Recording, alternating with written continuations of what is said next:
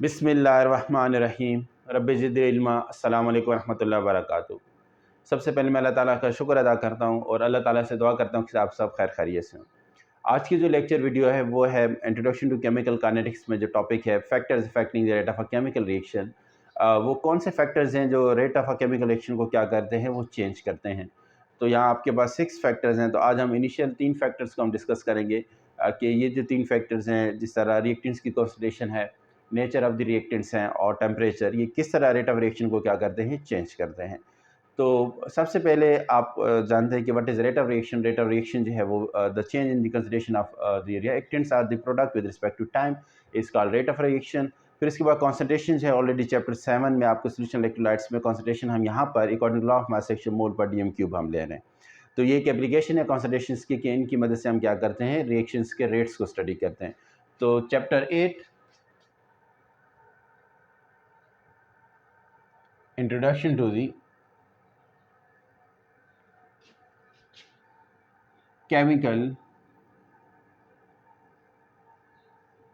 Kinetics, ठीक है। तो इसमें हमारे पास टॉपिक है फैक्टर्स अफेक्टिंग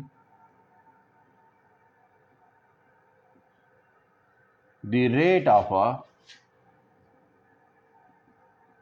केमिकल रिएक्शन, ठीक है। तो आपके पास जो फर्स्ट फैक्टर है हम डिस्कस करने जा रहे हैं वो कॉन्सेंट्रेशन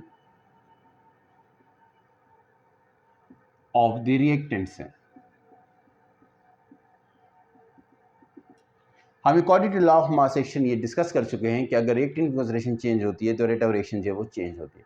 रेट अगर हम रिएक्टेंट्स की कॉन्सेंट्रेशन को इंक्रीज करते हैं तो इसमें एक्चुअली हम क्या कहते हैं कि हम number of molecules per unit volume जो हम कंसेंट्रेशन जो है वो इंक्रीज कर रहे हैं, इसकी वजह से मॉलिक्यूल्स के दरमियान जो इफेक्टिव कोलिशंस हैं वो बढ़ जाती हैं। इफेक्टिव कोलिशंस की वजह से हम क्या कहते हैं, प्रोडक्ट की कॉन्सेंट्रेशन बढ़ जाती है और हम कहते हैं कि रेट ऑफ रिएक्शन क्या हो गया, वो इंक्रीज हो गया। तो इसी तरह जो है हम कहेंगे कि रेट ऑफ रिएक्शन इंक्रीज होता है concentration of the reactant increase करने पर। When the concentration of the reactants is increased, the rate of the chemical reaction is increased because the number of molecules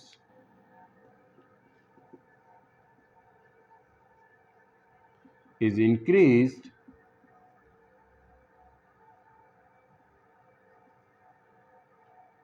which increases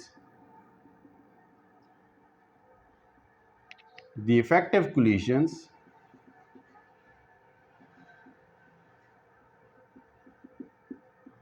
to form more product, ठीक है।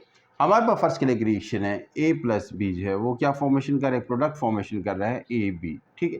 तो हम actually rate of reaction हम जानते हैं कि it's directly proportional और जो रेट एक्सप्रेशन हमारे पास कॉन्सेंट्रेशन ऑफ ए है, कॉन्सेंट्रेशन ऑफ बी है, ठीक है। यह हम रेट एक्सप्रेशन जो है और already law of mass action के अकॉर्डिंगली हम पढ़ चुके हैं कि जो रेट ऑफ रिएक्शन है वो कॉन्सेंट्रेशन ऑफ द रिएक्टेंट्स की जो क्या है जो है वो उनके साथ एक रिलेशनशिप रखता है।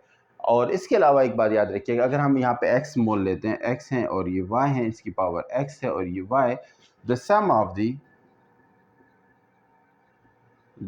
Of the powers of the concentration of the reactants given in a rate expression is called the order of the reaction,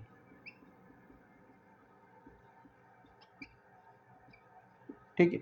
और एक बात ये याद रखिएगा कि हमारे पास डिफरेंट ऑर्डर्स के रिएक्शंस हैं, जीरो ऑर्डर रिएक्शंस भी हैं, फर्स्ट ऑर्डर रिएक्शन भी है, सेकंड ऑर्डर रिएक्शन है, थ्री ऑर्डर रिएक्शंस है। According to effective collision theory जो है वो 3 मॉलिक्यूल्स की प्रोबेबिलिटी है कि वो इफेक्टिव कोलिजन करके प्रोडक्ट की फॉर्मेशन कर सकते हैं, ठीक है। इसलिए हमारे पास ऑर्डर ऑफ रिएक्शन जो है वो 3 है यहाँ पर।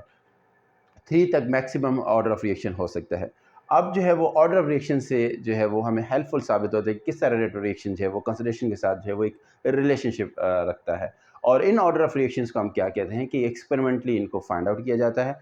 और जो है वो ज़रूरी नहीं है कि जो मोल रेशो आपको एक केमिकल इक्वेशन में बैलेंस केमिकल इक्वेशन मिलता है वही उन्हीं को सम करके ऑर्डर ऑफ रिएक्शन आपको बता सके। ये डिपेंड करता है कि एक्सपेरिमेंटल बेस्ड जो है वो हमें पता चलता है किस तरह रेट ऑफ रिएक्शन जो रिएक्शन कंसंट्रेशन के साथ किस तरह का रिलेशनशिप रखता है। क्या वो लीनियर रिलेशनशिप रखता है, या अगर लीनियर रख रहा है तो वो कंसंट्रेशन के बाद औकात स्क्वायर के साथ जो है वो क्या करता है, रिएक्टेंट की स्क्वायर के साथ भी क्या करते हैं कि रिलेशनशिप रख रहा होता है। तो आपके पास डिफरेंट जो है वो आपको इक्वेशन दी जाती है और उनके रेट एक्सप्रेशन लिखने को कहा जाता है। और आपको ऑर्डर ऑफ रिएक्शन जो है वो आपको डायरेक्ट अगर रेट लॉ गिवन है तो आप वहाँ से अब यहाँ पे एक और बात आ जाती है रेट लॉ। ठीक है, एक ऑर्डर ऑफ रेट एक्सप्रेशन एक रेट लॉ है। रेट लॉ की जो है उसको भी हम डिफाइन कर लेते हैं, what is rate law.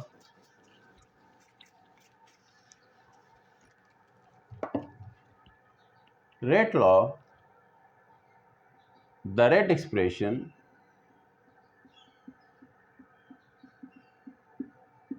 of a chemical reaction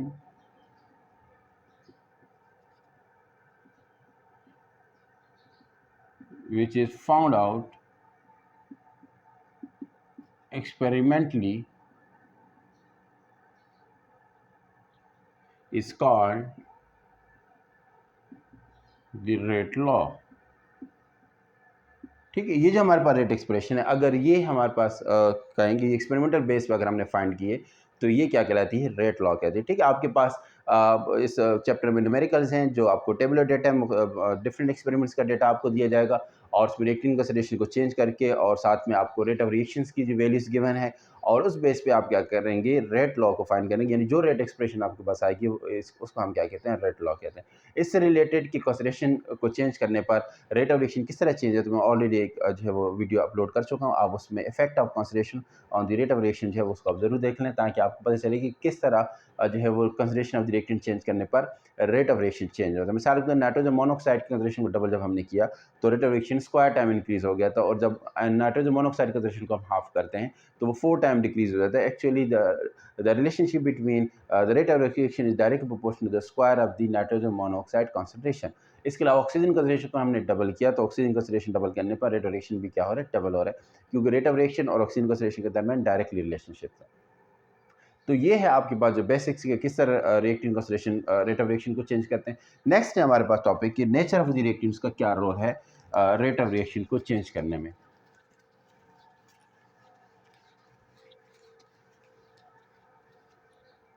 next है हमारे पास topic nature of the reactants.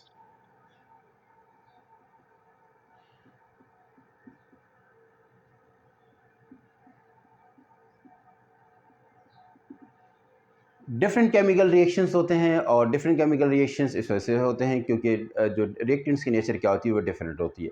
हम ऑलरेडी पढ़ चुके हैं, कुछ रिएक्शन स्लो टाइप के रिएक्शंस होते हैं, कुछ फास्ट टाइप के रिएक्शंस होते हैं, कुछ मॉडरेट टाइप के रिएक्शंस होते हैं। बेसिक रीज़न हमने ऑलरेडी डिस्कस कर दिया था कि there is a difference in their activation energy to convert into product. तो इस वजह से हम कहते हैं कि नेचर ऑफ रिएक्टेंट एक इंपॉर्टेंट रोल प्ले करता है रेट ऑफ रिएक्शन को चेंज करने में, क्योंकि एक्टिवेशन एनर्जी का रोल जो है वो बहुत अहम होता है इसमें। ठीक, the rate of chemical reaction depends on the nature of the reactant.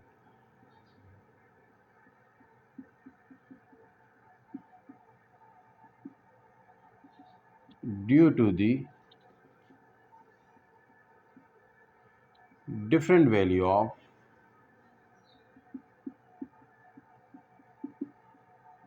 activation energy। For example हमारे पास 2 मोल नाइट्रोजन मोनोऑक्साइड जो है ऑक्सीजन के साथ रिएक्शन करके क्या करते हैं, 2 मोल नाइट्रोजन डाइऑक्साइड की फॉर्मेशन करते हैं, which is a fast reaction. और इसी तरह आपके पास 2 मोल्स कार्बन मोनोऑक्साइड है ऑक्सीजन के 1 मोल के साथ रिएक्शन करके कार्बन डाइऑक्साइड की फॉर्मेशन करते हैं, which is a slow reaction. ठीक है, तो इसमें फास्ट रिएक्शन में लो एक्टिवेशन एनर्जी का रिक्वायर्ड होगी और आपको कार्बन डाइऑक्साइड की फॉर्मेशन में इस रिएक्शन के लिए जो है वो आपकी एक्टिवेशन एनर्जी जो है वो ज़्यादा चाहिए होगी। हालांकि दोनों में जो अगर आप मोल रेशो देखें 2 और 1 है, 2 और 1 है, लेकिन एक्टिवेशन एनर्जी की वजह से हम कहते हैं कि ये जो रिएक्शन एक फास्ट है और एक स्लो है। ग्राफिकली आप इस तरह इसको प्रेजेंट कर सकते हैं। अगर हम इसको ग्राफिकली प्रेजेंट करना चाहते हैं इन दो रिएक्शंस को,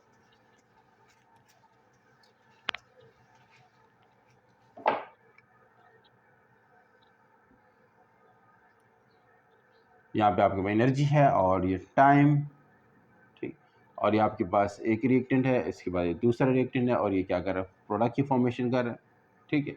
यहाँ पे आपके पास फॉर्मेशन अब नाइट्रोजन डाइऑक्साइड की हो रही है, ठीक है। और दूसरी अगर आप कहेंगे, फर्स्ट कर लेते हैं, आपके पास जो है वो, और इसमें आपके पास फर्स्ट कर लेते हैं कि आपके पास यहाँ पे जो कार्बन डाइऑक्साइड की फॉर्मेशन हो रही है, और इसमें जो है वो एक्टिवेशन एनर्जी जो है वो आपको क्या चाहिए, ज़्यादा चाहिए, ठीक है। तो ये आपके पास जो है वो डिफरेंस है for carbon dioxide CO2 formation, और यहाँ पे जो आपके पास है वो आपके पास क्या, for the formation of nitrogen dioxide है, ठीक है। हम ऑलरेडी डिस्कस कर चुके हैं, दिस इज द फर्स्ट कर लेते हैं, ये क्या है, थ्रेशोल्ड एनर्जी। ये threshold energy for nitrogen dioxide है, और ये थ्रेशोल्ड एनर्जी जो है वो क्या है, किसके लिए, कार्बन डाइऑक्साइड की फॉर्मेशन के लिए। तो अगर हमारे पास इनके हम डेटा, इनकी वैल्यूज़ को अगर हम कंपेयर करें, तो हम देखते हैं कि दोनों में एक्टिवेशन एनर्जी के फ़र्क की वजह से क्या होता है कि एक रिएक्शन फास्ट है और एक रिएक्शन क्या है, स्लो है। नेक्स्ट टॉपिक जो हम डिस्कस करने जा रहे हैं वो है टेम्परेचर रोल। टेम्परेचर का क्या रोल है रेट ऑफ रिएक्शन को चेंज करने में।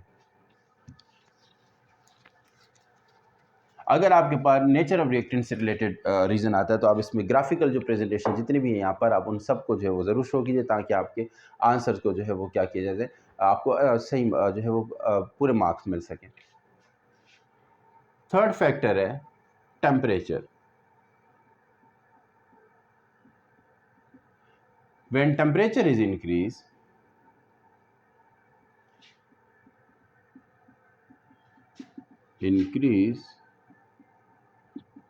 the rate of reaction is also increased.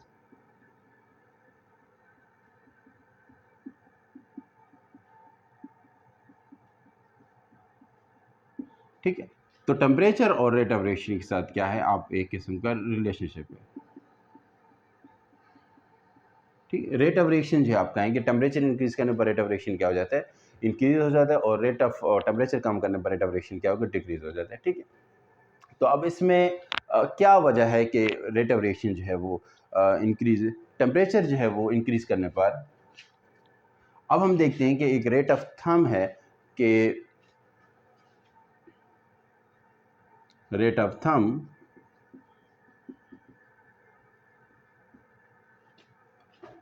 when temperature of 10 centigrade or 10 Kelvin is increased, the rate of reaction of chemical reaction become doubled.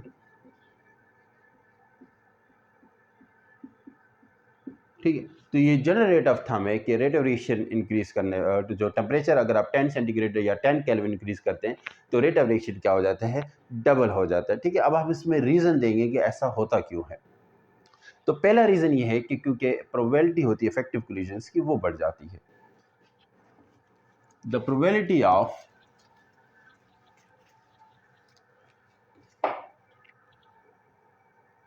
First point है, the probability of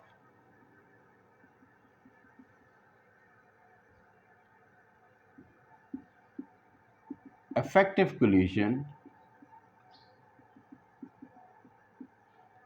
is increased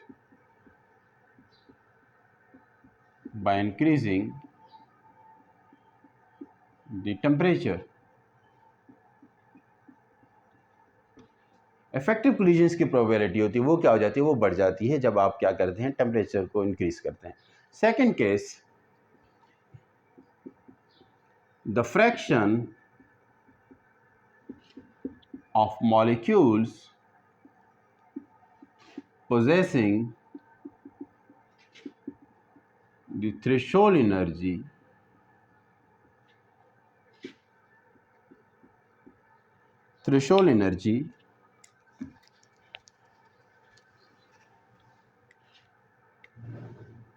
is increased.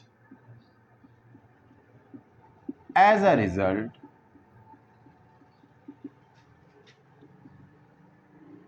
the formation of product is increased. ठीक है, तो ये fraction of molecules जो है वो हम क्या कहते हैं, वो इंक्रीज हो जाती है जिनके पास थ्रेशोल्ड एनर्जी होती है। इस वजह से हम कहते हैं कि टेम्परेचर राइज करने पर रेट ऑफ रिएक्शन क्या हो जाता है, वो इंक्रीज हो जाता है। फर्स्ट क्या लेते हैं आपके पास, ये हम ग्राफिकल प्रेजेंटेशन कर रहे हैं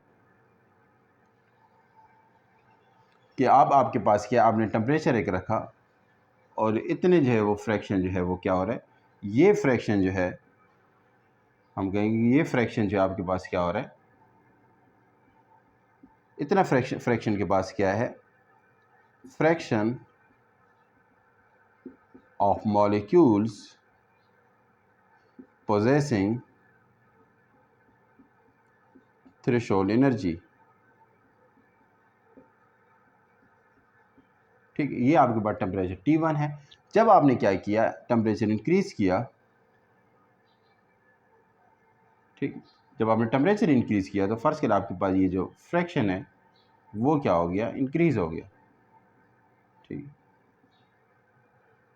ये फ्रैक्शन क्या हो गया, यहाँ से क्या हो गया, ये बढ़ गया। ठीक है, तो ये आपका क्या है, टेम्परेचर T2। तो टेम्परेचर इंक्रीज करने पर आप कहेंगे कि जो फ्रैक्शन है और जिनके पास थ्रेशोल्ड एनर्जी होती है वो इंक्रीज हो जाता है। इस वजह से हम क्या कहते हैं कि प्रोडक्ट की कंसंट्रेशन क्या हो जाती है, वो बढ़ जाती है। अब हमारे पास कुछ डिफरेंट जो है वो रीजंस आपसे कहा जाता है कि क्यों जो है फूड को जो है वो कम टेम्परेचर पे क्या किया जाता है, स्टोर किया जाता है। तो कम टेम्परेचर पे स्टोर करने का मकसद ये होता है कि जो फूड है उसके ख़राब होने की जो रेट है वो क्या हो जाए, वो स्लो हो जाए। Food is stored at low temperature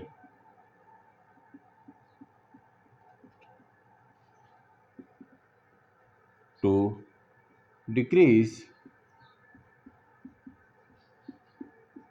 the rate of decomposition of food। ठीक है, for example, for several days food is stored at 5 degree centigrade in refrigerator। ठीक, रेफ्रिजरेटर में फूड को जो है कई दिनों के लिए आप क्या कर सकते हैं, 5 सेंटीग्रेड पर वो कर सकते हैं। इसी तरह -5 to -2 degree centigrade frozen food is kept for several weeks।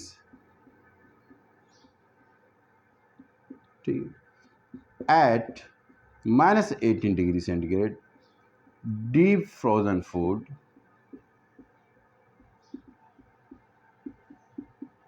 is kept for several months। ठीक है, तो ये आप क्या कहते हैं, ये डिफरेंट टेम्परेचर जो ऑप्टिमम टेम्परेचर है ये क्या किया जाता है, अब डिपेंड करता है कि आप जो फूड रख रहे हैं वो कितने डेज के लिए रख रहे हैं या हफ्तों के लिए रख रहे हैं या महीनों के लिए रख रहे हैं।